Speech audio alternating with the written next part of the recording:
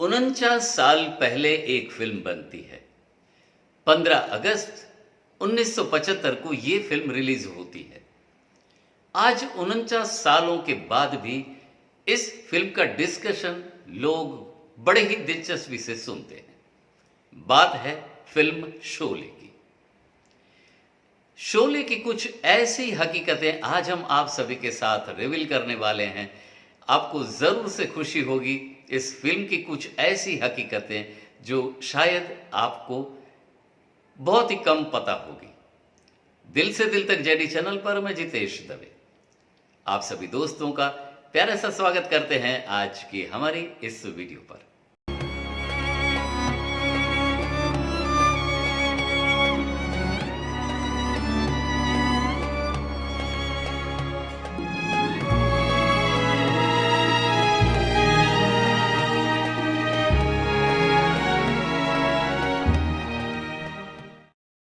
Hello family. हर बार एक नया content लाने की हमारी जो कोशिश है, उन कोशिशों के फलस्वरूप आज हमें हिंदी फिल्म जगत की एक ऐसी नायाब सी फिल्म शोले के बारे में कुछ बातें जरूर से बताने को जी चाहता है। 49 साल पहले यानी कि 15 अगस्त को फिल्म शोले रिलीज हुई थी 1975 में।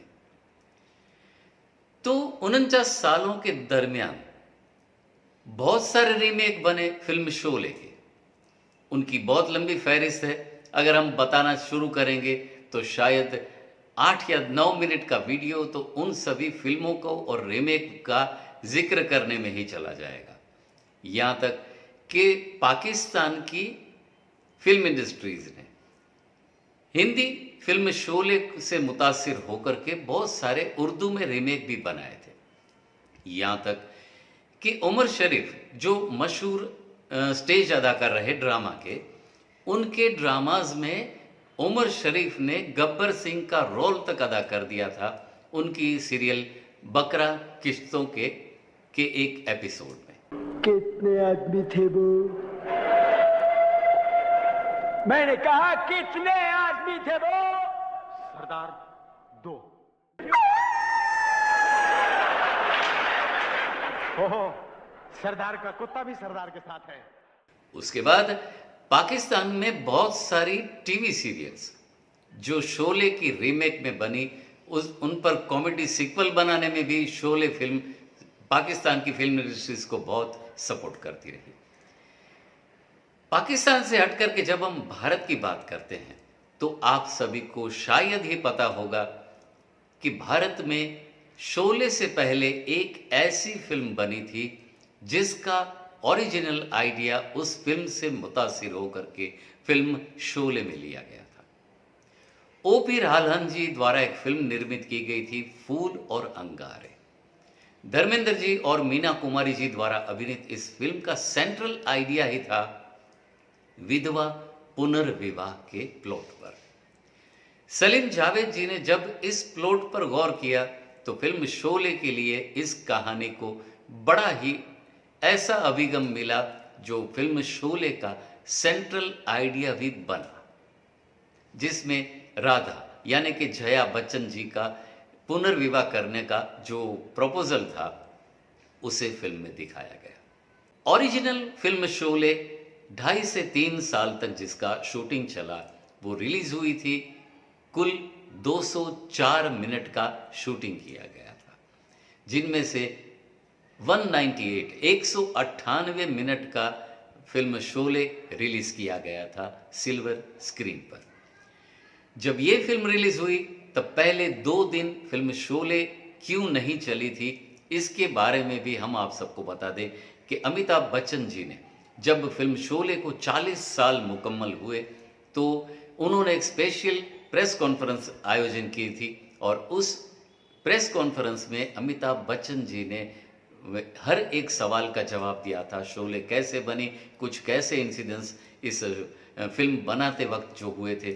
तो आज के हमारे वीडियो में साथ हम आप सबको अमिताभ बच्चन जी का इंटरव्यू भी हम सुनाएंगे। हो सकता है अगर कॉपीराइट मिला तो वो वीडियो अपने आप डिलीट हो जाएगा, अगर नहीं रहता है डिले तो हम ज़रूर से आप सबको ये वीडियो दिखाएंगे। आज एक और ऐसी बात आप सबसे बतानी है। आप सभी ने देखा होगा कि फिल्म शोले के कैरेक्टर जय यानी अमिताभ बच्चन जी के पास एक कॉइन रहा करता था जिन्हें वो बार बार टॉस किया करते थे। आप सभी को पता होगा कि जिनमें दोनों साइड पर हेड्स लगा हुआ था। वो दिखाने का एक ऐसा तरीका था कि दोस्ती में हर बार सच की ही विजय हो, झूठ का कोई डिसीजन कभी उनसे लिया ना जाए, तो उन डिसीजन पर कंट्रोल किया करता था जय का कैरेक्टर। और दोनों साइड पर हेड्स लगाकर वो अक्सर हेड्स की ही फेवर किया करते थे। दोस्तों, आज का वीडियो थोड़ा लंबा जरूर से होगा, लेकिन हमें कुछ ऐसी बातें आप सभी से शेयर करनी है जो शायद शोले के बारे में आपको बताई नहीं गई। हालांकि फिल्म शोले के हर एक किरदार, इसमें बड़े मेन कैरेक्टर भी पकड़ लें या छोटे से छोटे किरदार, काशीराम या धोलिया को भी अगर आप याद करते हैं तो उनके भी कैरेक्टर आज भी हमें याद आ रहे हैं। उनके संवाद, उनके डायलॉग्स हमें याद आ रहे हैं। मालिक जितने थे सब लाया हूं, मालिक के बच्चे, हमारे लिए ये आधी मुट्ठी ज्वार। ये जो संवाद हैं, ये जो डायलॉग्स हैं, उसके लिए सलीम जावेद की जोड़ी ने जो कमाल किया है पूरे फिल्म के सीक्वल के लिए, आप बिलीव नहीं करेंगे कि जीवन की किसी भी हकीकत, कोई भी ओकेजन हो, उसके लिए फिल्म शोले का संवाद फिट हो जाता है। ये हमारा जब हम कॉलेज के दौर में पढ़ते थे तब दावा था। मेरे ये दावे को 2 इंसिडेंट्स आपको जरूर से बताने हैं मुझे, कि मैं ऐसा दावा करता था कि फिल्म शोले के हर एक डायलॉग को आप जीवन की किसी भी फैक्ट्स पर कहीं ना कहीं सेट कर सकते हैं। तो मेरी ये बात सुनकर के मेरे एक दोस्त ने मुझसे सवाल पूछा था कि मैं एक इंसिडेंस आपको बताता हूं, तुम्हें बताना होगा कि शोले फिल्म का कौन सा डायलॉग यहाँ फिट होता है। क्योंकि मैंने फिल्म शोले बहुत बार देखी है, तो मुझे बड़ा ही एतबार था कि मैं उन्हें जवाब दे ही दूंगा। उसने अनएक्सपेक्टेडली मुझसे कहा कि आज दारू पीने की बहुत इच्छा हो रही है। मैंने उसी वक्त उन्हें जवाब दिया कि अगर तू पीना छोड़ दे, तेरी बहुत सी मुसीबतें कम हो जाएंगी। शोले की स्टोरी की एक दूसरी बात आप सबको ये बतानी है, शोले के संवादों की, डायलॉग्स की। जब मेरे घर पर ये सारी डिस्कशन होती रहती थी, तो एक बार मेरा बेटा जब स्कूल में पढ़ता था, उसने कहा कि मैं आपको एक ऐसी सिचुएशन देता हूं जिस पर आपको शोले का डायलॉग नहीं मिलेगा। मैंने कहा कोशिश करके देख। तो उसने कहा कि पापा आज होमवर्क करने में बिल्कुल ही मूड नहीं आ रहा। मैं भी चकरा गया, मुझे कोई डायलॉग याद नहीं आया। और मेरा बेटा मुझ पर हंसते हुए जब वापस मुड़ा ही था, तो मैंने उसे रोक करके कहा कि तूने क्या कहा, होमवर्क करने में आज परेशानी हो रही है ना। तो शोले में उसके लिए डायलॉग है कि अगर इज्जत से जीना है तो कुछ मोल तो देना होगा। शोले फिल्म के डायलॉग एक ऐसा नया रिकॉर्ड बना था फिल्म शोले के रिलीज के बाद।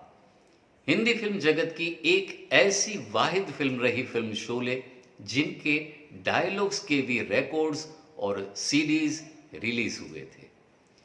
गाने के तो हर जगह होते हैं, लेकिन फिल्म शोले के लिए सलीम जावेद जी ने वो स्क्रिप्ट राइटिंग की है, वो डायलॉग्स को लिखा है, वो स्क्रीन पे लिखा है, जो आज भी एक इतिहास के समान है। वैसे तो दोस्तों, फिल्म शोले का जिक्र हो और उनके कोई सीन्स को आप सब तक दिखाया ना जाए, ये नाइंसाफी होगी। लेकिन मैं आप सबको बता दूं कि फिल्म शोले ही एक ऐसी वाहिद कॉपीराइटेड मूवी है जिनके छोटे से अंश को भी अगर हम आप सबको प्ले करके सुनाते हैं तो हमारे वीडियोस पर कॉपीराइट्स उसी वक्त लग जाता है। तो हम बातें करेंगे, लेकिन फिल्म शोले तो आपको word to word, dialogue to dialogue याद ही होगी। तो आज के हमारे वीडियो पर शोले के किसी सीन को, किसी गाने को हम बिल्कुल ही नहीं सुनाएंगे। ओरिजिनल फिल्म शोले को टेक्निकली एडिट किया गया था लंदन में, इंग्लैंड में उसको पूरी तरह से एडिट किया गया था। शोले के स्टंट को कैसे शूट किया गया, ये पूरी लेटेस्ट टेक्नोलॉजी के साथ पूरा शूटिंग किया गया था, जिसमें अमिताभ बच्चन जी भी बता रहे हैं कि घोड़े जो चेस कर रहे हैं उन घोड़ों को भी कैसे पुरानी टेक्नोलॉजी में, जैसे घोड़े के पाँव में रस्सी बांध दी जाती थी और खींच लिया जाता था तो घोड़ा गिर जाता था, लेकिन शोले में कुछ ऐसा लैंडस्केप डिज़ाइन किया गया कि जो सीधा सरफेस रहता था उसको खोद करके ट्रेंच बना करके पूरा उसमें मड बिछाया जाता था, उसके ऊपर प्लास्टिक रखा जाता था, उसके ऊपर ग्रास बिछाई जाती थी, लेकिन घोड़ा जब निचली सतह पर पहुंचता था तो इम्बैलेंस होकर के गिर पड़ता था, लेकिन घोड़े को कोई भी चोट नहीं लगे उनका ख्याल रखा गया था, खास तौर से शोले पर। तो शोले एक इतिहास बनी जो आज भी बरकरार है। सोशल मीडिया के हर प्लेटफॉर्म पर शोले की वीडियोस लोग बड़े ही प्यार के साथ, बड़े ही चाव के साथ देखना और सुनना पसंद करते हैं। YouTube पर हर 2 या 3 महीने में आप सबको शोले का एक ना एक वीडियो ज़रूर से मिल ही जाएगा। भारत की बहुत सारी फिल्म, रामगढ़ के शोले, राम गोपाल वर्मा की आग, यस रादर आग फिल्म, ऐसी बहुत सारी रीमेक भी भारत में बनी, और जितने भी कॉमेडी शोज़ लाइव आते हैं उन सभी कॉमेडी शोज़ में ज़्यादा से ज़्यादा फिल्म शोले के डायलॉग्स को सीक्वल में कॉमेडी क्रिएट करने के लिए भी बताया गया। ये रही फिल्म शोले की बहुत बड़ी बात। आइए अब सुनते हैं अमिताभ बच्चन जी ने फिल्म शोले मेकिंग के 40 साल मुकम्मल होने पर प्रेस कॉन्फ्रेंस में कुछ अपनी प्यारी सी यादों को कैसे शेयर किया। नमस्कार, बहुत बहुत धन्यवाद आप सब लोगों का। कई दिनों से व्यक्तिगत रूप से आप सब लोग की दरख्वास्त आ रही थी कि शोले की 40 वर्ष हो चुके हैं, इसके उपलक्ष्य में मुझसे मुलाकात हो। तो जितने यहाँ लोग हैं उपस्थित, उन सब के साथ व्यक्तिगत रूप से समय बिताना थोड़ा मुश्किल हो जाता है, इसलिए मैंने चाहा कि एक साथ हम लोग सब मिलकर आज बात कर ले। जैसा कि आपने अभी बताया, जब फिल्म रिलीज़ हुई तो जितनी आशाएं थी वो उसके मुताबिक नहीं चली, और थोड़ी सी घबराहट भी हुई, क्योंकि बहुत ही बड़ी फिल्म थी, कई सालों से बन रही थी, बजट से ऊपर चली गई थी, और शायद ये शनिवार को सुबह सलीम साहब, जावेद साहब और रमेश जी और मैं, मेरे घर में लोग सब आए, हम लोग बैठे और हमें बताया गया कि ये फिल्म जो है अच्छी नहीं हो रही है, क्या इसमें अभी परिवर्तन कर सकते हैं जिससे कि ये ठीक हो जाए। तो बहुत से ऐसा लोगों को लगा, और जो चर्चा हुई हमारे आपस में वो ये था कि शायद लोग इस बात से नाखुश हैं कि मेरी मृत्यु हो जाती है उसमें। शोले की कहानी में बहुत सारे ऐसे अंश थे जो कि मोहक थे हमारी जितनी भी जनता है। एक जो उसका एक दृष्टिकोण था वो ये कि विडो रिमैरिज, और तो ये लगा कि जहाँ पर एक ऐसा समय बन रहा है जहाँ पर हो सकता है कि एक विधवा का दोबारा जीवन जो है वो संवर जाए, वो भी आपने उसको हटा दिया। दूसरा ये कि जनवरी की उसी वर्ष में दीवार रिलीज हुई थी और उसमें मेरी मृत्यु हो गई थी, तो उन्होंने कहा दोबारा इसको मार के उसको जीवित रखो, और ये तय हुआ कि चलिए इसको जीवित कर देते हैं। तो उन्होंने कहा कि ऐसा करते हैं, आज तो शनिश्चर है, इतवार को, संडे को सुबह जा कर के वापस रामनगर जाते हैं और इसको रीशूट करते हैं और हमको जीवित करते हैं, और सोमवार तक हम ये इसका प्रिंट करवा करके इसको हम थिएटर्स में शाम तक लगवा देंगे और देखते हैं क्या से होता है। ये तय हो गया। उन्होंने कहा कि बजाय इसके कि जितना इक्विपमेंट वगैरह है सिनेमा के यहाँ से जाए, वो चेन्नई से, मद्रास के पास से मंगवा लिया। उनको शायद आदेश भी दे दिया कि अपना जितना भी सामान है उसको चलाना शुरू कीजिए। और फिर जैसे जैसे हम लोग ये बातचीत ख़त्म हुई और गेट तक पहुँचे सब लोग, तो जा रहे थे घर, निर्णय हो चुका था। फिर रमेश जी ने ऐसे ही मुड़ के कहा, यार सोमवार तक देख लेते हैं क्या होता है, और अगर तब भी कुछ गड़बड़ हुआ तो फिर अब नियति है, अब क्या कर सकते हैं उसको। सोमवार को जो हुआ वो फिर अद्भुत हो गया। The other factor, of course, I think was the screen, the 70 mm, the first film in 70 mm. That was just unbelievable. Many of the audiences, when we asked them, you know, what was it that you liked about the film, they're not talking about the story or the acting or anything. They just साहब वो coin इधर से उछलता था और आवाज़ उसकी इधर आती थी.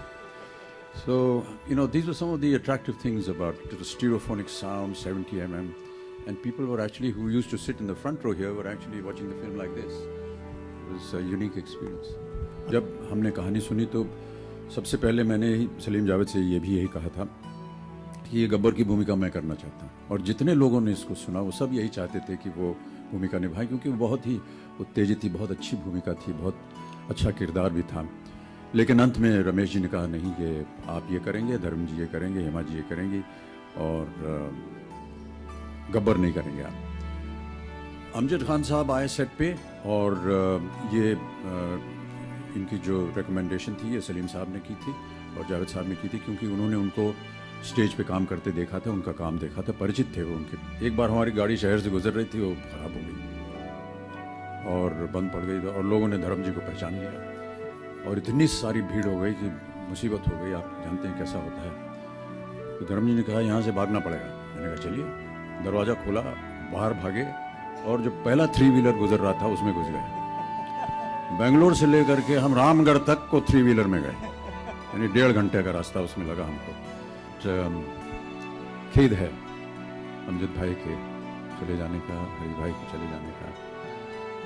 द्वारका दिवेचा जी जो कि बहुत ही कड़क इंसान थे और डिसिप्लिनेरियन थे और अजब तरीका था उनका बताने के लिए कि शॉट रेडी है. आमतौर पर आजकल तो असिस्टेंट आता है आपकी वैन में, खटखटाएगा, दरवाज़ा खोलेगा, साहब शॉट रेडी आप आइए. मैं तो ज़्यादा वैन में नहीं रहता हूँ, मैं सेट पे रहता हूँ, तो उनकी तकलीफ थोड़ी सी कम हो जाती है. लेकिन दिवेजा जी के पास एक अजब तरीका था. उनके पास ये जो टांगे में भोंपू होता है ना, भोंपू, वो था उनके पास. तभी शॉट रेडी हो जाए, पॉप पॉप वो भोंपू बजाए, हम लोग सब समझ जाते थे. हम लोग पति पत्नी बने जंजीर के बाद. तो जब शोले की बात हुई तो हम पति पत्नी थे और हमारी जो पहली संतान श्वेता, हमारी जो बेटी है, उसका भी योगदान है शोले में. वो हिडन टैलेंट है, क्योंकि जया जी तो थी, वो गर्भ से थी और वो जो दृश्य है जहाँ मैं उनको चाबी लौटाने जाता हूँ, वो दृश्य तभी का है जब वो गर्भ से थी श्वेता के साथ. तो मैं श्वेता को कहता हूँ कि आपने भी शोला में काम किया हुआ है. अलग अलग लोकेशंस पे हुआ, कहीं कुछ यहाँ मुंबई में हुए उसकी शूटिंग, कुछ वहीं रामगढ़ में हुई, कुछ आसपास के पहाड़ों में हुई. एक बड़ा भयंकर शॉट था उसमें, वो जो साथ की जो ट्रॉली चलती थी उसके साथ जुड़ना. तो वो ट्रॉली जो थी वो रमेश जी ने एक कैमरा वैन में उसको बांध दिया था और उसी के पीछे कैमरा जो था वो उस कैमरा वैन में था और उसके सामने ये वो छोटी ट्रॉली थी, साइड कार जिसको बोलते हैं, और मैं फटफटिया चला रहा था और आना था बहुत दूर से. अच्छा, उस ज़माने में वॉकी टॉकी वगैरह नहीं होती थी, तो इतनी दूर से वो प्लेबैक साउंड जो था वो हमको सुनाई नहीं देता था. तो पहले हम लोग आए फटफटिया के पास, ये अपना जहाँ कैमरा वैन थी, वहाँ गाना सुना, उसका रिदम सुना, ऐसे ही गाते गाते गाते फटफटिया चलाते हम बहुत दूर चले गए और गाते रहे. फिर वहाँ से जब सिग्नल हुआ तो हम लिप सिंक भी करना था, गाना भी था और इसके साथ जुड़ना भी था. और वो एक ऐसी 2 गलियाँ थी, उसके बीच में से एक गली को लेकर के आना था और वो टाइमिंग ऐसी होनी चाहिए कि जैसे ही ये कैमरा वैन एक जगह पर आए वहीं पर हमको जुड़ना था, क्योंकि वो फोकस वगैरह वहीं लिया गया था. तो सर हो गया किसी तरह. आइए दोस्तों, वक्त हो चला है आज के हमारे विचार बिंदु का. जिंदगी में कुछ चीजें इसीलिए जल्दी नहीं मिला करती ताकि बाद में उस चीज की अहमियत कम ना हो जाए. कैसी लगी आज की हमारी वीडियो, हमें जरूर से लिख करके भेजिएगा. आप सभी के प्यारे से कमेंट्स के लिए हम बेसब्री से इंतजार करते हैं. अगर आप चाहें हमारे वीडियोस को लाइक करिए, अपने दोस्तों के साथ शेयर भी करिए. अगर आप चाहें तो हमारे चैनल को सब्सक्राइब करिए और हाँ, बेल नोटिफिकेशन और ऑल के बटन को भी ज़रूर से क्लिक करिएगा. आप सभी को हमारे वीडियोस के नोटिफिकेशन सबसे पहले मिल जाया करेंगे. मिलेंगे बिल्कुल ऐसी नई प्यारी सी तरोताज़ा सी कहानी के साथ, दिल से दिल तक जेडी चैनल पर. Bye bye, take care, save water, save our mother earth.